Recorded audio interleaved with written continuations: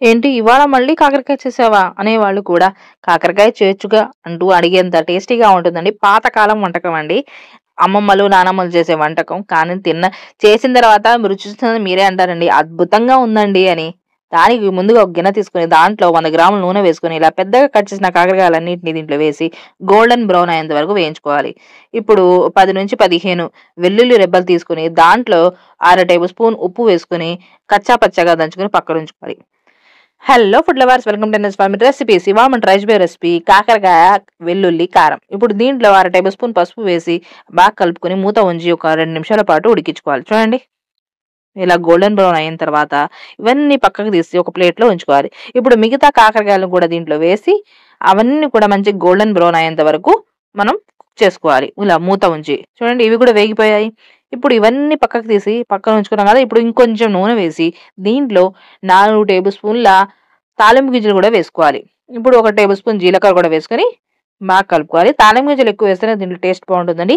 మీరు అంటారండి ట్రై చేసిన తర్వాత సూపర్ ఉందని రెసిపీ. గ్యారంటీగా చెప్తున్నా, ట్రై చేసిన తర్వాత చెప్పండి ఎలా వచ్చిందో మాత్రం.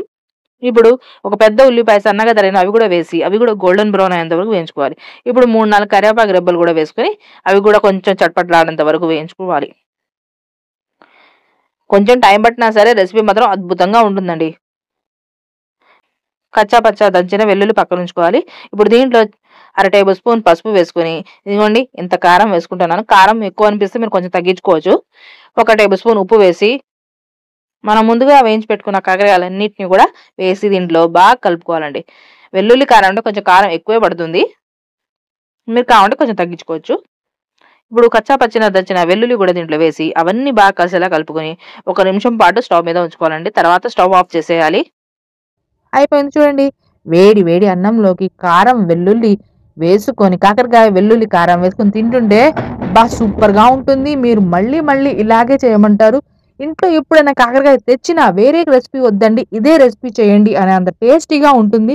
మీరు ట్రై చేసిన తర్వాత ఎలా వచ్చిందో మాత్రం చెప్పడం మర్చిపోకండి. అర్రే చేదు అన్న వాళ్ళు కూడా ఇదేలా బాగుందిరే ఎంత టేస్టీగా ఉందా అని లొట్టలు వేసుకుంటూ తింటారండి. అంత బాగుంటుంది. ఈ వీడియో మీకు నచ్చినట్టయితే నా ఛానల్ సబ్స్క్రైబ్ చేసుకోండి, లైక్ చేయండి, కామెంట్ చేయండి, షేర్ చేయండి మీ ఫ్యామిలీ వాళ్ళకి, ఫ్రెండ్స్కి. బెల్ ఐకాన్ ఆన్ చేయడం మాత్రం మర్చిపోకండి. Thank you.